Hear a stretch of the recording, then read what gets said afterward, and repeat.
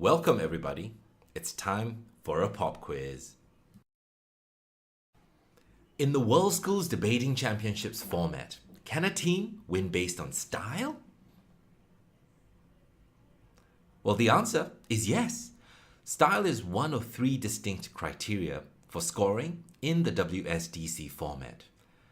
The other two being, of course, content and strategy. So if a judge felt that the team was far more compelling and effective because of style, then the judge can happily give the win to that team. In fact, if a speaker had a higher content score and a higher strategy score, but the opposing speaker had a significantly higher style score, then the opposing speaker can still take the win in that particular exchange. Welcome to Style, a presentation by me, Myat San. A caveat before we start, this class is really meant for students who already have some exposure to debate and have some experience in this activity. If you are completely new to debate, this class is not for you. A little introduction before we continue.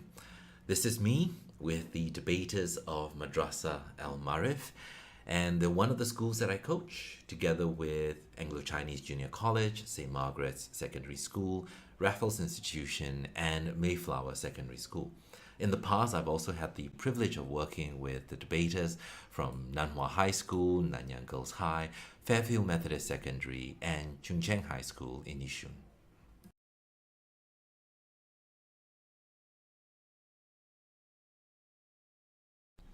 I've been in debate for a very long time. This is me 20 years and 20 kilograms ago when I was debating for ACJC and I still had a jawline. I started debating in primary school and secondary school because I felt that I needed to improve my English. I was born in Myanmar, and when I came over to Singapore, I was way behind all of my peers in English and especially in spoken English. So I took up debate. But I really ended up loving the activity, not just for improving my English, but for improving my mind, critical thinking, and eventually committed to it as a lifelong passion. I continued debating for Anglo-Chinese School, Anglo-Chinese Junior College, and eventually here, as seen with my teammates, in Harvard College with the Harvard Speech and Parliamentary Debate Society. I then started coaching debate full-time in 2012, and you can see me here with one of my earliest teams in 2013 at the Prometheus Cup with ACJC, and you can see how much joy coaching brings to me. That's my happy face. But that wasn't my first job. I actually started out with the Singapore Foreign Service as a diplomat. This is me and my colleagues at the Singapore High Commission in New Delhi, staffing a visit from someone from Singapore. You might know that someone. One of the first things I had to do as a junior diplomat was to put up a submission for minister's approval. We had to follow a course of action in international relations. I can't tell you more than that, but we had to get minister's approval. And to do so, we had to provide some arguments. And my director was like, "Sam, make sure you put forward good arguments." And I said, "No problem. I'm a debater. I'm going to give him all of the arguments." So I kept putting in more and more rationales for our position, and each of these arguments ended up with 1, 2, 3 different subtiers. And I think that in the end, I had about 27 different points as to why we should take that position. I was feeling rather pleased with myself. I thought Minister is going to be very impressed by the fact that I have exhausted all of the arguments we can think of. My director then said that was one of the worst ever submissions he's ever seen in his life.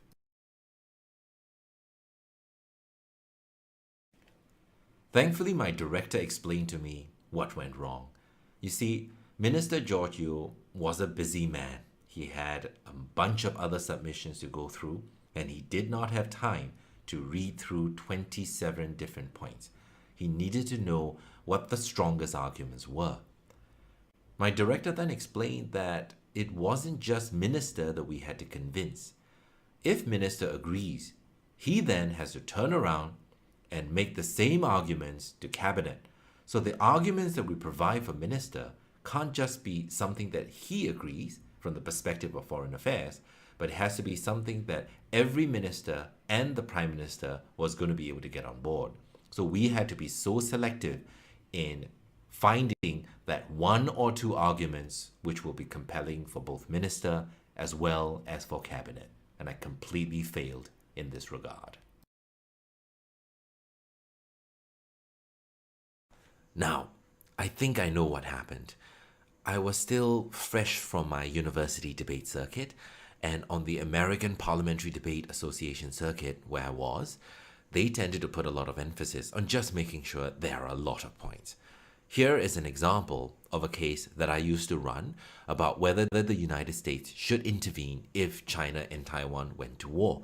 So you can see that within a 7-minute Prime Minister's Constructive, I was still trying to shove in about 10 different points. And that unfortunately carried over into my working experience. That's when I realized, the things that I do in debate lingers and have an impact on the working world. And that's when I decided I have to look at debate in a different light. And that's when I decided we have to talk about style. We'll look at 5 things in today's video. First, what's the definition of style? 2, what's the state of style? How do we view style on the debate circuit right now? 3, why style is so important for you when it comes to your post-debate life. 4, how you can actually use style to improve your debating right now. And finally, some ways by which you can improve your style immediately. We can't really look at every single drill and exercise that will improve your style in this video. That's really going to take multiple training sessions, but we will look at some of the broad categories and we'll find other opportunities to talk about how to improve style in detail. Style is indeed subjective. It can be difficult to define. And there are 3 ways that people usually approach the definition of style, and I want to talk about some of the problems we have with that. The first and quite common method is to define style almost by synonym, where there is a simple definition which is almost a tautological definition of style. Style is the way people speak, the manner of your delivery. Now, this is a safe definition, but it doesn't really tell us anything. As a speaker, you don't quite know how to translate that into good speaking habits and into style. So usually tournament briefings and books try to improve on that by adding a second layer, which is definition by negation. That means you tell people what style is not about. You typically hear that style is not about accent, it is not about vocabulary, it's not about the way that you dress. That helps. That makes it a little bit more narrow, but at the same time, you know what not to do, but as a speaker, you don't know what good style still is because you just know the areas to avoid and you just have to assume that everything else that's left is good, but that's not true. And finally, to make it even tighter, a third layer may be added, which is definition by example. This is where you try to tell people this is good style, look at it and do it. So you might hear things like it's slow delivery, it is about having good pauses, and all of that is true. You also see people telling, that's a good speaker. You try to speak like him or try to speak like Martin Luther King, Abraham Lincoln, or Margaret Thatcher. This one is also problematic because 1, you have a non-exhaustive list of things that you can do to improve your style, but you're very much limited to only a few things that you can talk about in the briefing. And second, you may actually end up with a lot of inconsistencies on what is considered good style as well. So all of these 3 combined can be useful, but they all still have their own limitations.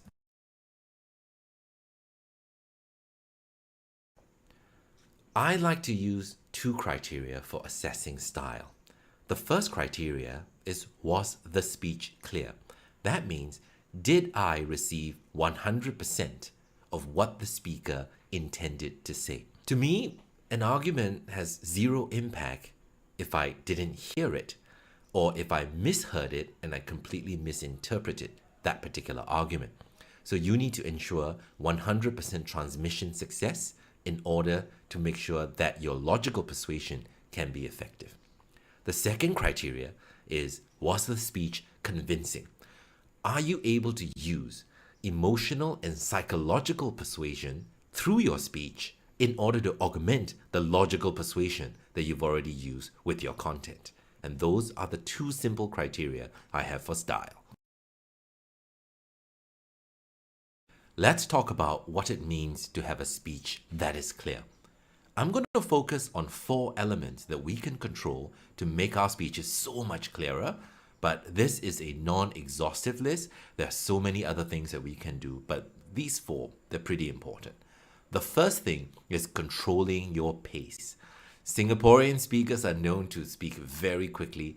We're a little bit kiasu, so we want to get every single thing out as fast as possible. Now that can become a problem because when you're racing ahead, you end up tripping over your words. You end up essentially rushing through your delivery to the point where some words are just not heard by the judges. You end up having to put in a lot more filler words such as like, right, we see that all of these fillers tend to come in on a more repetitive basis as well.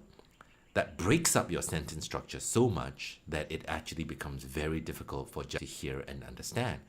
This is particularly problematic because as you keep speaking faster and faster, your brain can't keep up all the time. And that's one of the reasons why you end up saying half a sentence, realize that you've said the wrong thing, and then having to backtrack and start that sentence all over again. So ironically, by going fast, you're actually going slower. So by taking the time to be more measured in your delivery, you make sure that people really can pick out everything that you say. You're able to think a little bit clearly about the sentence that you wish to articulate and then say it, and that makes it a lot more precise, which actually ends up allowing you to deliver your speech faster. The second element you can control is your volume. It's a simple thing, but some debaters don't realize that when you're speaking at a very high volume, and this could be due to adrenaline or it's your natural speaking pattern or rate, but it's not effective all the time.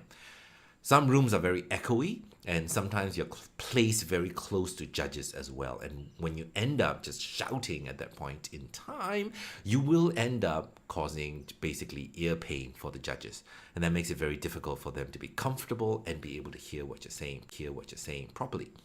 But if your volume is too soft and you're basically whispering some of these points, you're mumbling, and they cannot make out what you're saying, then that's another problem. And this is going to be a speech which is about 50% transmission just because you were not speaking up. The third element that you in more is the number of pauses that you can introduce. Pauses are a natural pattern of human speech. In fact, it's reflected in written communication by punctuation with commas and full stops. They're designed to make you stop and let the listener process what you're saying to make sure that they have full comprehension. And when you have those pauses, it gives the judge that split second to be able to digest what's happening and then say, okay, I get the core of the argumentation that is being made. If you don't give that pause and you're immediately moving on, then the brain doesn't have that time to reflect and it's always going to have to keep just processing, writing down, etc. Which is often why you find that some judges were not even processing throughout the entire match because they were just so busy having to write everything down throughout the whole match, and the only time that they can start thinking about what was said and evaluating these points is at the end of the match using their notes. And that already means that they're having to use their recall and their memory rather than the immediate evaluation and digesting of what you've said in the sentence prior. We can afford to add a little bit more pauses.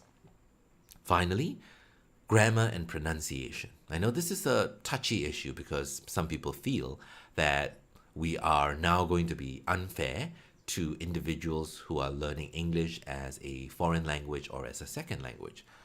But as someone who only picked up English at the age of 10, I feel that it is a responsibility, even for ESL and EFL speakers, to master proper grammar and pronunciation.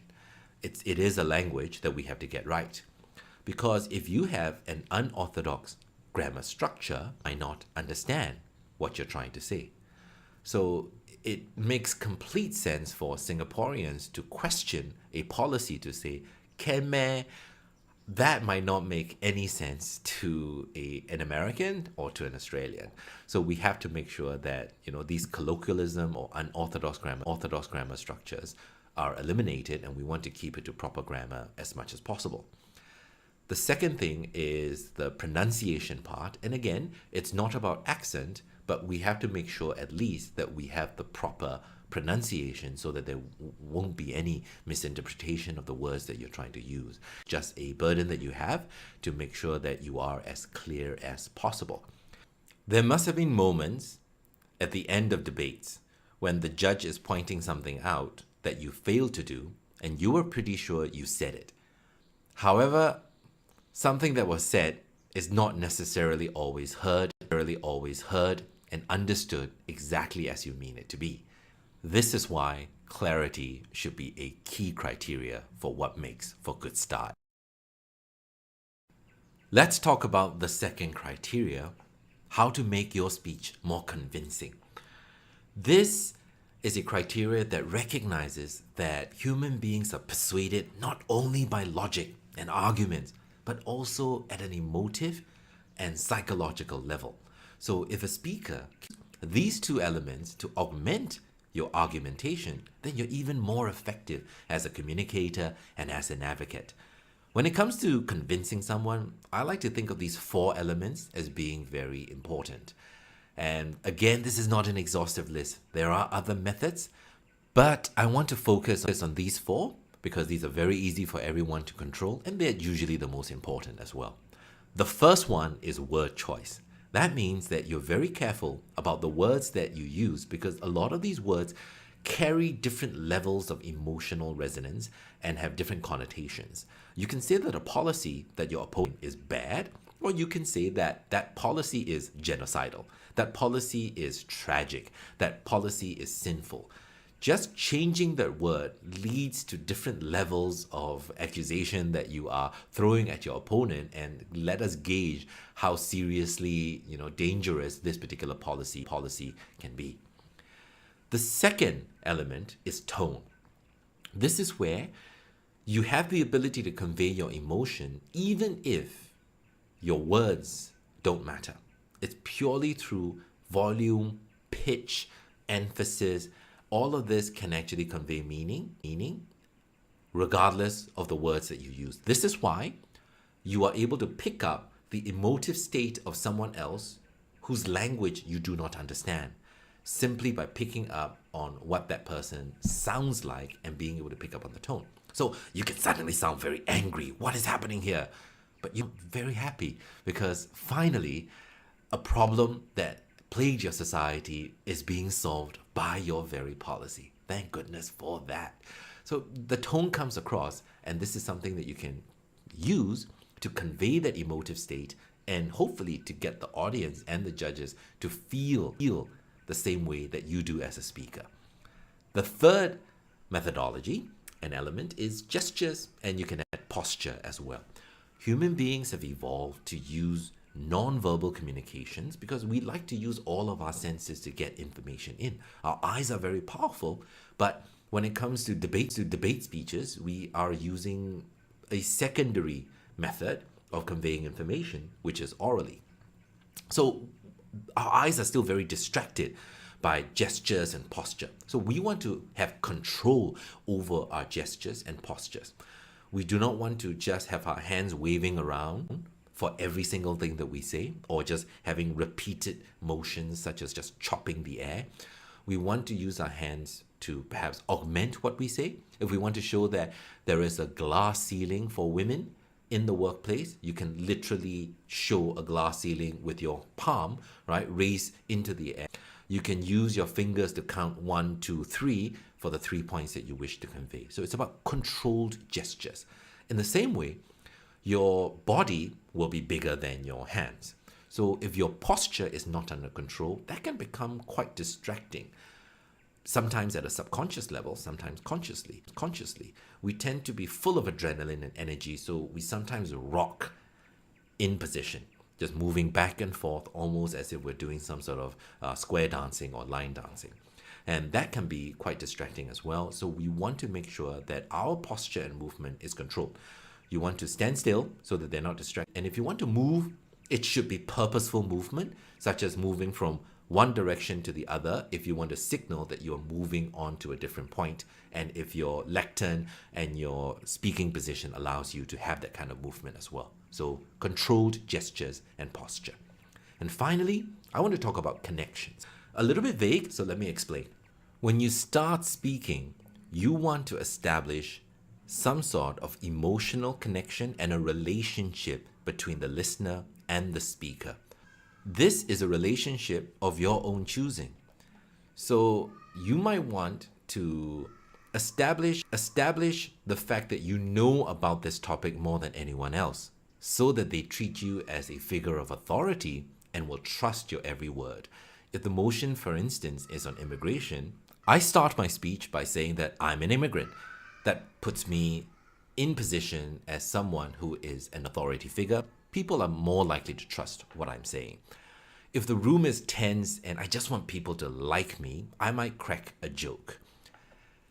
If the audience feels that I can't connect with the speaker seems like he's from a different world and this is someone who is so alien, I might use something that connects me to the audience members. So for instance, a typical group of young people listening to me would be like, well, why is his grandfather talking to us? Then I would desperately talk about things that we would have in common, such as we're both fans of football clubs, we are actually playing video games, and we're playing the same video games online like Call of Duty Warzone, and that's the sort of thing that establishes a sense of unity, right, between the speaker and the listener. You can also create a sympathetic response from these audience members by highlighting what a fool you are. A lot of self-effacing jokes. You are unable, for instance, to find any success in the romantic department, and when they pity you, they might actually see you as an underdog and will be rooting for you as well. So this is another way in which you can essentially elicit an emotional response, and that connection turns your speech into a very human one and can then become very convincing. I want to talk about the state of style in today's debate circuit, but before we do that, let's go back to the 1930s and how debating was done then. This is a clip from the movie called The Great Debaters. Here, Representative Wiley College are debating against Harvard on the topic of civil disobedience.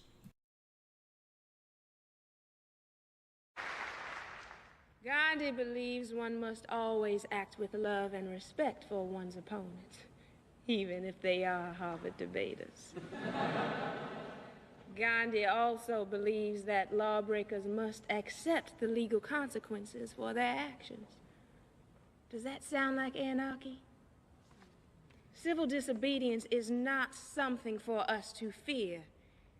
It is, after all, an American concept. You see, Gandhi draws his inspiration not from a Hindu scripture, but from Henry David Thoreau, who I believed graduated from Harvard and lived by a pond not too far from here.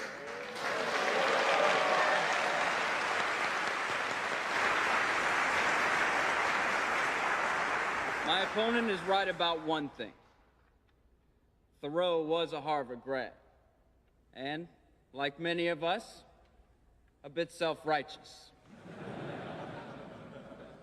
He once said, "Any man more right than his neighbors constitutes a majority of one." Thoreau, the idealist, could never know that Adolf Hitler would agree with his words. The beauty and the burden of democracy is this: no idea prevails without the support of the majority. The people decide the moral issues of the day, not a majority of one. Majorities do not decide what is right or wrong. Your conscience does. So why should a citizen surrender his or her conscience to a legislator We must never, ever kneel down before the tyranny of a majority.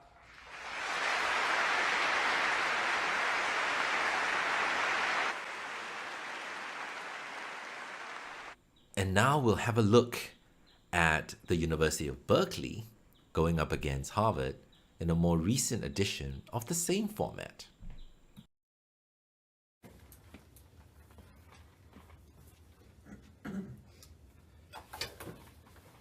At the top, it's important to remember they have never answered the substantive disadvantage whatsoever. Means a vote for the affirmative equals a vote for extinction. This should make it a lot harder for you to include the any value to life arguments or calculations. You can concede a lot of reason why extinction outweighs all their offensive arguments. The reason why extinction doesn't outweigh because there would be no value to life in a world in which we postpone all ethical and moral considerations. And they say it's not political action that feeds our Togerson argument that says the failure to embrace in politics causes totalitarianism. And they say that the failure of politics is totalitarianism. We solve the totalitarianism impacts because we reopen the sphere of the political and don't let it merely be used as technocratic rule. Or when I see Zimmerman evidence is phenomenal of the ways that authoritarianism is institutionalized through technology. Instead of second argument, double mind this option, absolute sovereignty takeout. They don't use political action as a route. They use political action as a route to indicate rethinking. Their next argument is that we use political action as a route to rethinking, which takes out our paradox argument, but our McWhorter evidence smokes theirs. It is the part of the book that is after the cards that they read. The political action is part of the paradoxical strategy that we solve. Doing nothing is not enough.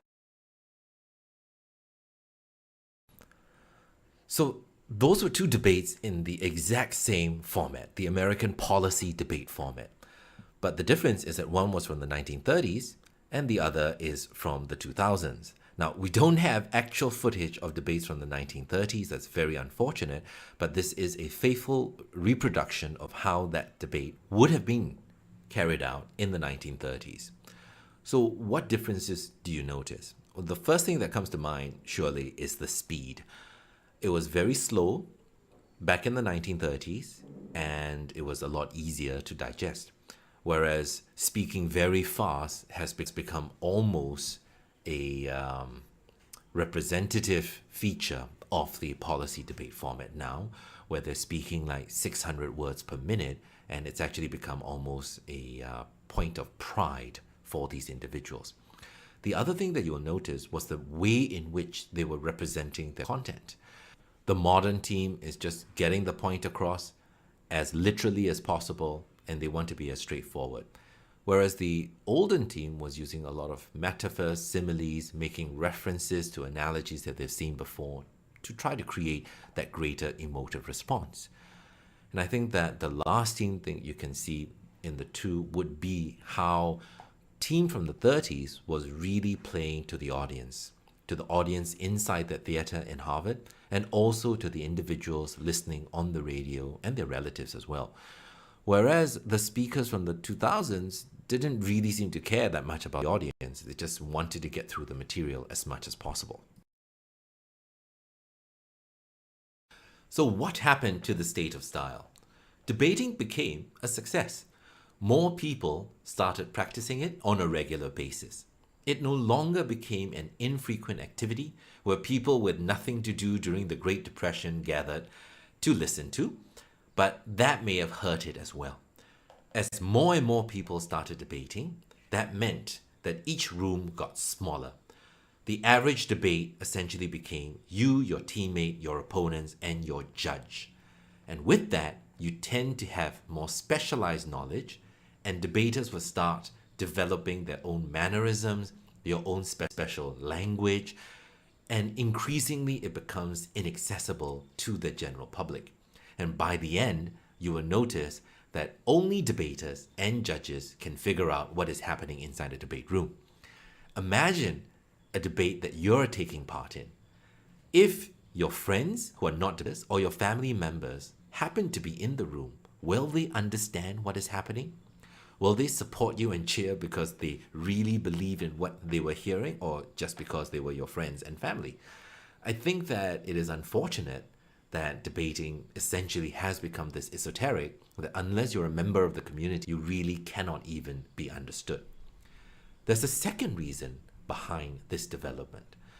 Debating can be seen as two different philosophies. There is debate as education, and there is debate as competition. Now, what's the difference between the two?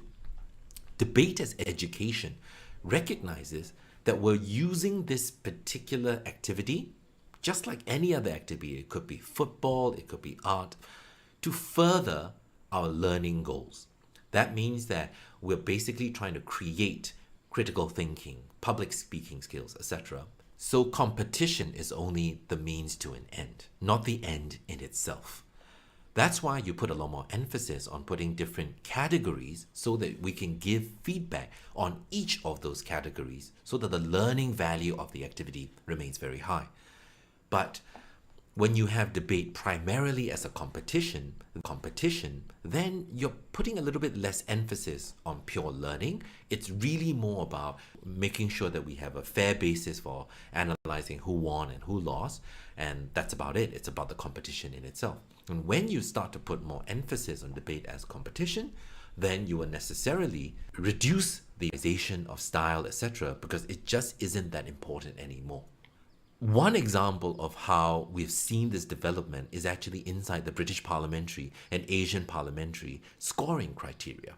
Not too long ago, they also had distinct scoring criteria called manner, matter, method, which is essentially style, content, and strategy. However, we've moved away from that for these two formats, and now you tend to only receive one holistic score at the end of the match, which is important for debate as competition because you need to know how well you're scoring, but you don't get that breakdown of where you're not performing well enough, which is not really that relevant to the competition, but is actually essential for you to learn and improve in the areas that you may be weak in. And this is one of the ways by which we've seen style evolved and unfortunately become de-emphasized in the modern debate circuit. You might have noticed this when you debate. When it comes to providing feedback from the judges, quite a number of the judges are not even bothering about style. They might often say something like, style was equally good on both sides, and let's just get straight to the issues. So even if style was equally good, we may have had different reasons why one team was better on style in one area and the other team was better on style in another area, but it's just not talked about. And in some extreme cases, we're now even hearing about judges who are not willing to judge on style at all, even though they are in the World Schools Debating Championships format. So for instance, I've actually noticed judges sometimes fill out the scoring sheet even before the debate has started by putting essentially the average score, 28, on every single speaker's style column. And I asked him, why are you doing that? You haven't even heard the speakers. And he said, well, I don't believe in this and I can't reach on style anyway, so I'm just going to give everyone 28s. And a consequence of the judges de-emphasizing style is that the coaches themselves naturally don't feel the need to put any emphasis on style. And they feel that since this is something that isn't going to give us any more marginal points, right?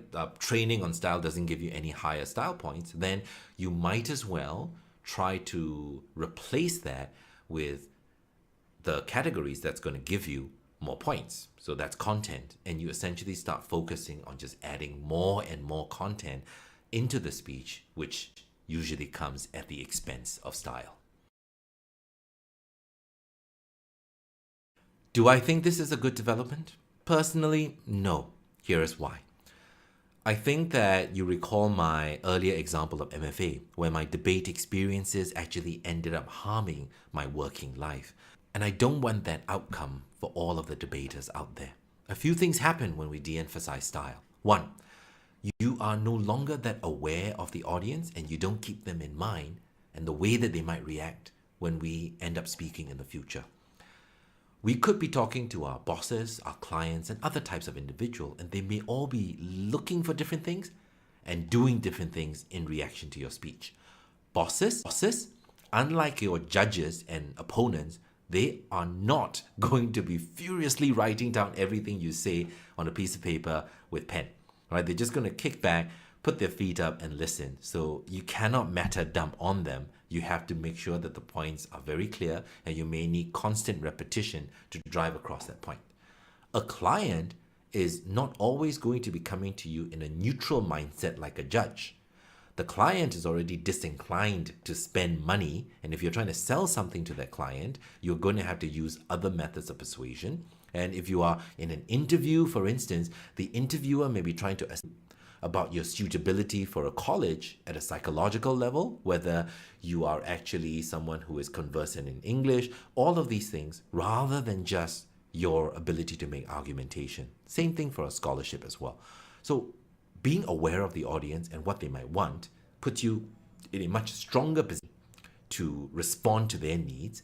And to do that, you need to have a much stronger appreciation of style, because style is about keeping the audience in mind and being able to react properly to them as well. Now, for those people, at least you can still get across your ideas in a very rational way. But there's another area where logic just won't do the job anymore. When it comes to things like political discussions and the state of our society, unfortunately, the gap between people on different ends of the political spectrum are getting wider and wider, and the discussions are getting more animated, and they're getting more hostile.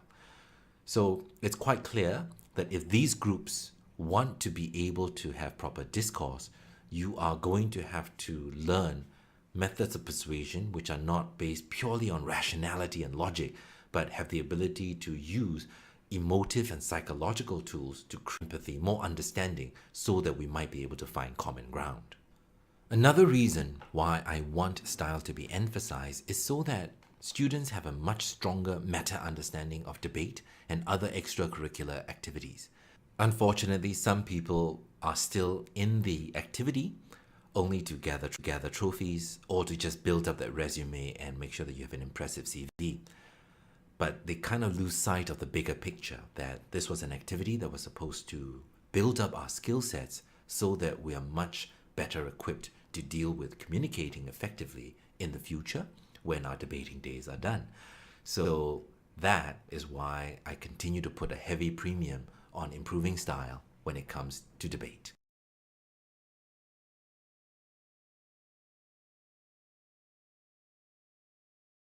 But that's for the future. What about now? Does style help with debate right now if, as I have said, the judges don't really seem to care about it? It still does. Here's how. 1. Style actually helps your content and your strategy. If you're not clear in your delivery, then you're not able to get your content and your strategy heard by the judges. And if they can't hear you, they can't reward you. So at the very least, you want to get this out. There are still many judges who are very conscious of you using style in a very deliberate manner. And if that's the case, they are definitely going to reward you as well. The second reason why you want to do this is that your style means that your speeches are now going to be effective at a subconscious level, at an emotional and psychological level. Now, that means that the judges can be affected. They may just like you more. They may enjoy your speech more. They may feel that you're more confident. But the same thing can happen with your opponents.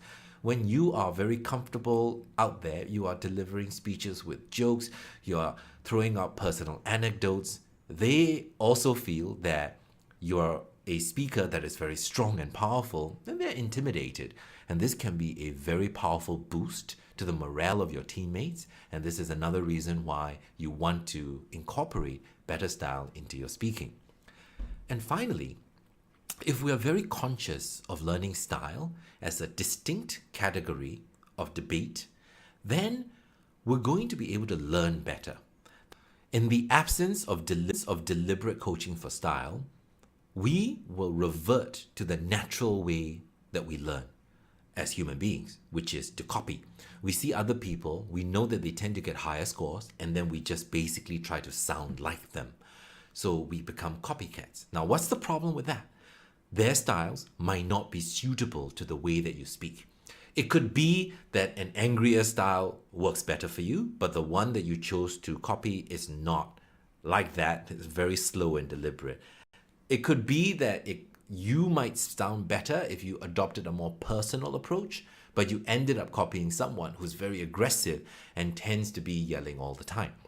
Even if there was a happy coincidence and you ended up copying a style from someone else that works, you essentially end up having only one style in debating, and you end up with just one trick pony. So you can't adjust when the motions call for a different approach, when the audience calls for a different approach. So one common belief is that a lot of debaters just sound so angry all the time, and it's not because of our emotional state. We're pretty happy people, I hope, but it's just that the way that we speak, regardless of the topic, tends to be angry yelling, and this is how we tend to sound to other people all the time. I don't know what we're yelling about! Loud noises! So how do we improve our style? To do so, there are 3 different types of activities that you can engage in that will actually make your style better. The first one will be style emphasis competitions. That means that you don't focus your activities purely on your debate format, but you're willing to experiment and engage in other type of competitions where style is a heavy point of emphasis. So this is exactly the same as someone who does a triathlon. Now you've got running, you've got swimming, and you've got the bicycle. But in order to improve one particular component, you may actually want to enter into a competition that is purely swimming or that is purely running, so that you can improve that particular part of your overall approach to debate. The second type of activity would be to create style supporting conditions. This really deals with the day of the debate itself and how you can prepare the room and the environment and yourself to put yourself in the best position to be stylistic. And finally, we want to talk about style drills. These are the small practices that you can actually do on your own outside of competition during practice time to improve your stylistic approach to debate. Let's talk about them one by one. So let's talk about style emphasis competitions. There are so many different competitions where style does have a huge emphasis. The first type will be pure oratory competitions. Now this could be the Plain English Speaking Award, which is organized by the YMCA in Singapore. It could be ACJC's Orators Trophy. And you will see speeches that are not putting the emphasis on argumentation, but on your delivery and how effective you are in reaching out to the audience. Here's a sample, and this is from the original oratory format, which is very common on the American high school debate circuit. In April of last year, I was in my living room watching a Black Lives Matter demonstration unfold on TV. Protesters demanded justice in one corner while police stared solemnly from the other. And that's when something unforgettable happened. Seemingly out of nowhere, a young woman emerged from the crowd, boldly approached an officer, and handed him a peace offering. The whole world seemed to hold its breath as she claimed her Tiananmen Square moment, and I, along with millions, wondered who exactly this brave soul was. And that's when I realized, that's Kendall Jenner.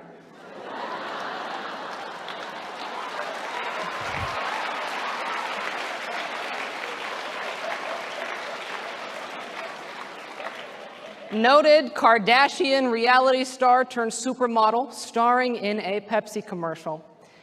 You know, I don't even need to tell you what happened next, because you know that upon receiving their Pepsis, both protesters and police became one. Dancing, high-fiving, singing a Kardashian kumbaya. And now, I am pleased to announce that Black lives finally matter.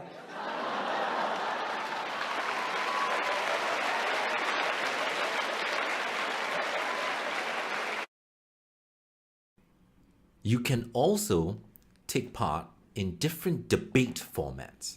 So some debate formats actually have a little bit more emphasis on your stylistic delivery, but it's not just the fact that the scoring puts emphasis on style, but that the format itself requires you to be a lot more stylistic. So we're going to have a look at something called the extemporaneous speech format, where These debaters essentially have to respond to a topic or a motion, prepare for 30 minutes without any research notes previously available, but they then have to deliver it without using any notes at all. And when you're not using any notes, then you are going to be a lot more engaging with the audience members. Have a look. In one of the most classic episodes of arguably the most classic TV show of all time, SpongeBob SquarePants, SpongeBob, the main character, and his buddy Patrick Star go around their hometown of Bikini Bottom and set literally every building inside of the city on fire. After the deed is done, SpongeBob and Patrick walk to the middle of the city, where SpongeBob looks around at all of the burning buildings collapsing to the ground and says, "Patrick, we did it. We saved the city." This is exactly the US's approach and response to the current war in Afghanistan.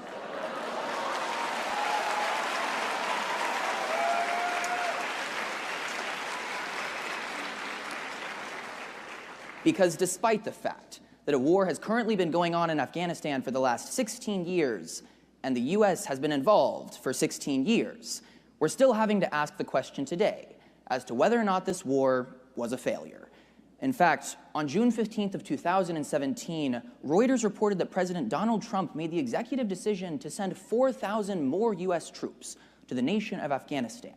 And upon understanding that this conflict has been long-lasting, intensifying over recent years, and the US is only getting more and more involved, it's crucial that we reflect, analyze, and ask the question, was the US war in Afghanistan in vain?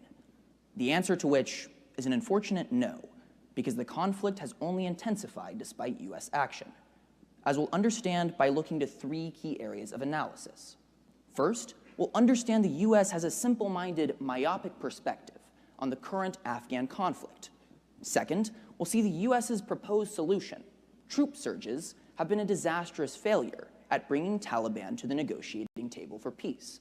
And third, we'll see that the proof is in the pudding.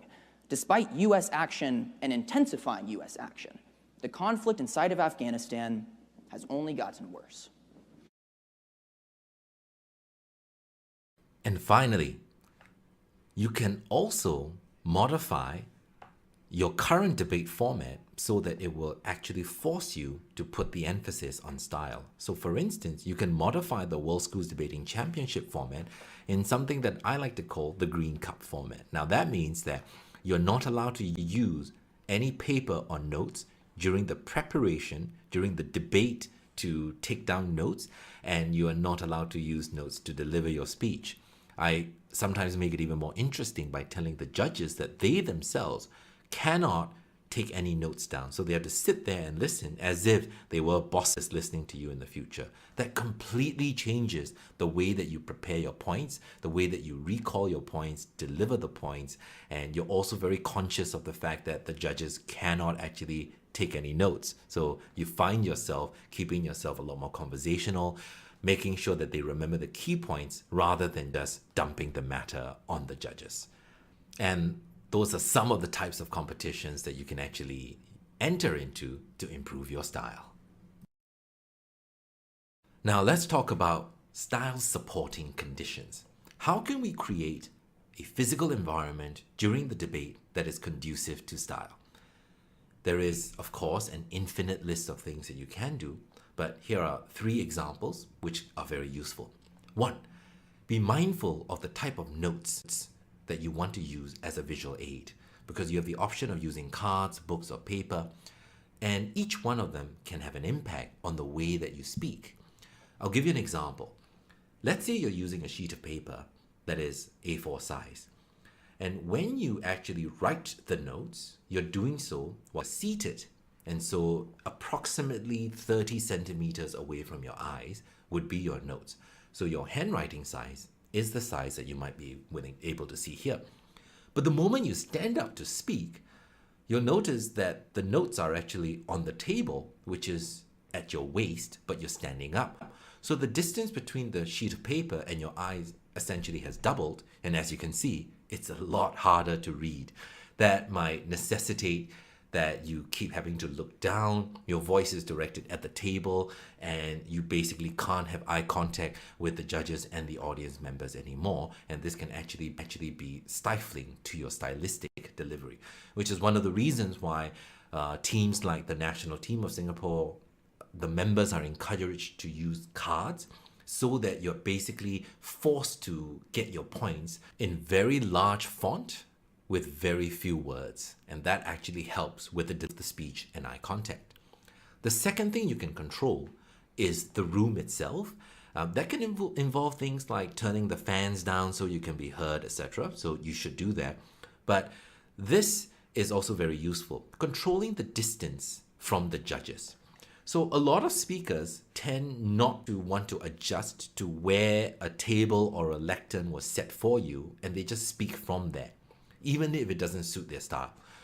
So what you want to do is to recognize, as shown in the table here, that there is actually different types of spacing that we can have that leads to you having different volumes of engagement. If you're in a very small personal sphere, you tend to lower your volume, or you should anyways. And if you have a much wider space, then you will naturally tend to orate a little bit more. If you don't control it, you might end up with a very inappropriate type of style. You could be put very far away from someone because the room is large, but you're still in a very soft conversational voice. Or you could be literally 1 meter away from the judge and you're still screaming at them.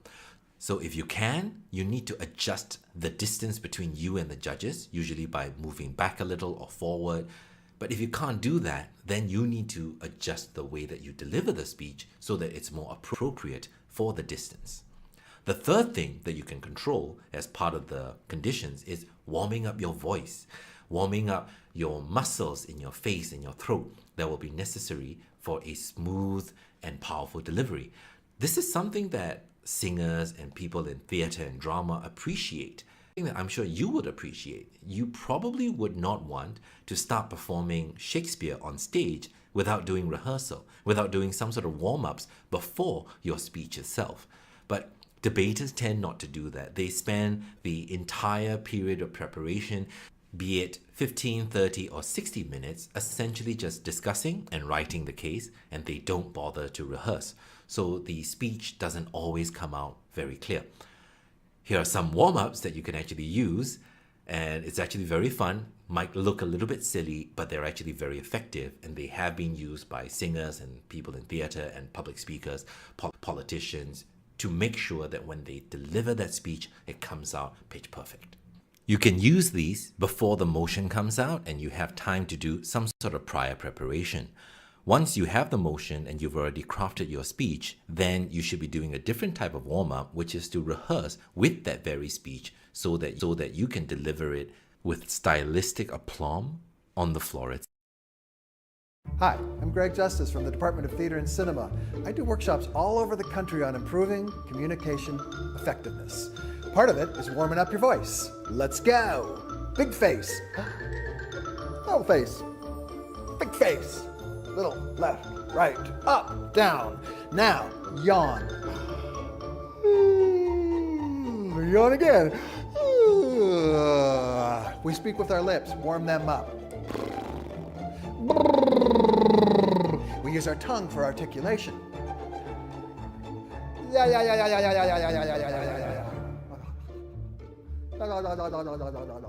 If you got tension in your neck, head rolls. Yeah. Other way. Yeah. Don't forget your articulators. Patika, patika, patika, patika, patika. Badika, badika, badika, badika, badika. Maninga, maninga, maninga, maninga, maninga. Backwards. Ganama, ganama, ganama. Katapa, katapa, katapa. Gadaba, gadaba, gadaba. And then finish with tongue twisters. Peter Piper picked a peck of pickled peppers, a peck of pickled peppers Peter Piper picked. If Peter Piper picked a peck of pickled peppers, how many peppers would Peter Piper pick? That's how you start warming up your voice. Ta-da!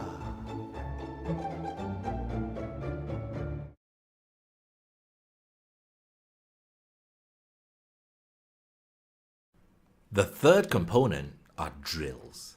This is where you work with a coach or your teammates or just by yourself to improve your style. Again, I've got 3 suggestions here, but it's the non-exhaustive list and there's so many other practices that you can have. But one of the most effective ways of improving your style is self-assessment. That means that you videotape yourself, you listen to your speech, and you also look at the way that you're standing and you're moving in order to get an idea of how the audience and the judges are actually seeing you and hearing you and making the adjustments as you go along. All of us now have access to a video camera of some sort within the house because of all the phones we have available. So this is the tool that we should be using a lot more frequently to get that self-assessment. If you suspect that you're missing some things or that you don't even notice that you might be doing something that others are, then bring a friend in so that they can actually have a look at that video or look at you debating and then say that, here is a stylistic element that you may want to change. The second type would be doing drills specifically to improve your vocal muscles and to be able to deliver with much more confidence and clarity. And to do this, there's a whole bunch of public speaking, theater, and singing drills that you can actually implement. So you can just Google for them and you can find things like putting a pencil in your mouth to speak with an obstacle. You can find the use of tongue twisters, etc. So it's a very long list, but you should start focusing on improving the nature of your delivery, right?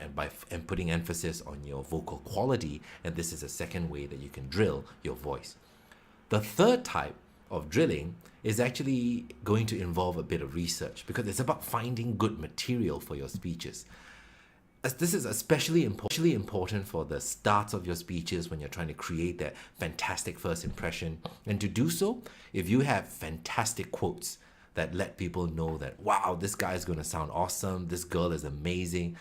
If you have jokes that shows that you're a funny speaker, that you are very comfortable with the situation, that you can even afford to crack jokes, or if you have stories, personal anecdotes that allow you to establish whatever relationship you want with the audience members, then it will make your speech, regardless of the topic, so much more interesting. And this is the sort of practices that you should be implementing. Self-assessment, vocal drills, and finding that good material. And that's it. We've come to the end of the video. As I mentioned earlier, this wasn't meant to be a series of drills where I just teach you every single thing that we can do to improve our style. That will take way too long, and this is really something for everyone to explore. I just wanted everyone to have this appreciation of style, why it's so important. And to summarize, style makes for clear and convincing speeches. They'll be so much better, and we now know what we're going for when we say we want good style. We know that style is going to make you a much more effective communicator in the real world past our debating prime. And even if we're not looking at that point in time, style is going to improve in debate competitions right now. And that's why you should already start putting a lot more emphasis on it.